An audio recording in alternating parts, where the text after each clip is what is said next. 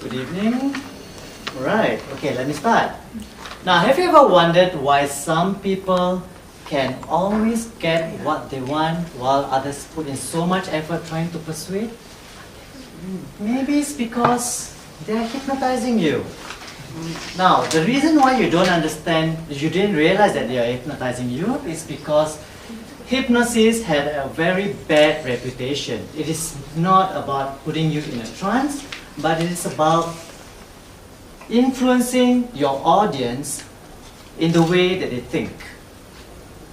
The way they think, the decision they make, and the choices they take.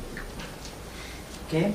It is actually the artful use of language to influence people without them realizing it. And this technically we call the language patterns. And I believe very strongly that anyone can hypnotize everyone. All you need to know is to choose the right word, structure your sentence properly, and use the right speech tempo. But I promise you, tonight I will not hypnotize you. Let's start. Start with a very simple, common conversational statement. Have you heard of this? Are you feeling good today, aren't you? What's your response automatically compared to the common, are you feeling good today? You notice that the first one, you automatically say yes, but the second one, you tend to question yourself. This is what we call a tag question. You always add it at the back to gain automatic agreement. And I'm sure you have heard of, it's very simple, isn't it? How come you don't understand? You know? You would like to do this, wouldn't you? And you automatically, you think of that. Now imagine going into Starbucks. You want a coffee, right? You just want a small coffee.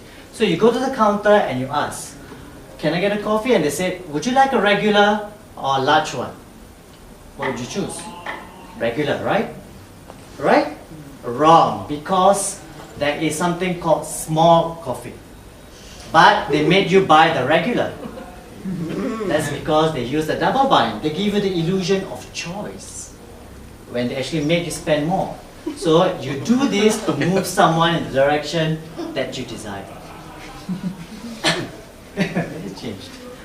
Okay, now the next one. This one I must go back a bit.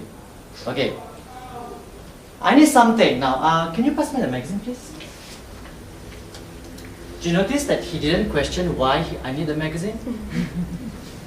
Right? This is what we call the conversational postulates.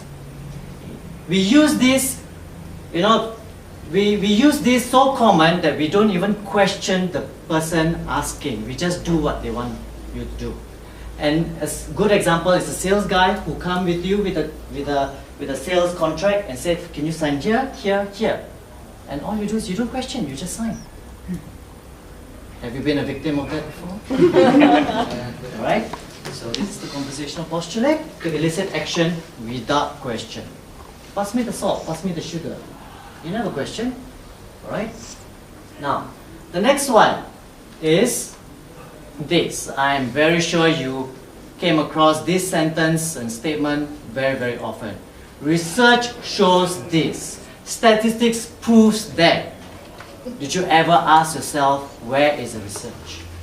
You just believe whatever is being said to be true. How many of you believe? Oops, I'm sorry. Okay.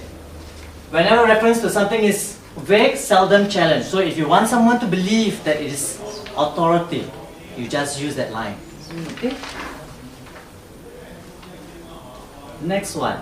For those of you who find it difficult to understand, now I can come and tell you, the fact that you're sitting on a red chair means that you're going to understand what I'm going to say by the end of tonight. It doesn't make sense. What has sitting on a red chair got to do with understanding? But because of the way I said it, your mind accepts it as truth. And those sitting on the red chair, you will find it easier to understand by the end of this. Okay, you call that cause and effect. It is not necessarily logical when presented, but it's very powerful because your mind accepts it as true. And the next one is classic. As you listen to the sound of my voice and feel the pressure of your body in the chair, you can begin to take a deep breath. Did anyone take a deep breath? Okay, this is what hypnotists do.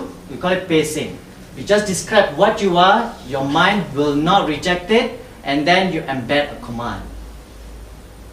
It will work even if you know I'm trying to hypnotize you and you cannot prevent it. Okay? The next one. Now, there's once when I was at a conference and there were a few speakers. The third speaker came on and I felt like he was looking at me and he pointed at me and he said, by the end of this speech, you will remember whatever I said. That's what he said to me. You know what that means?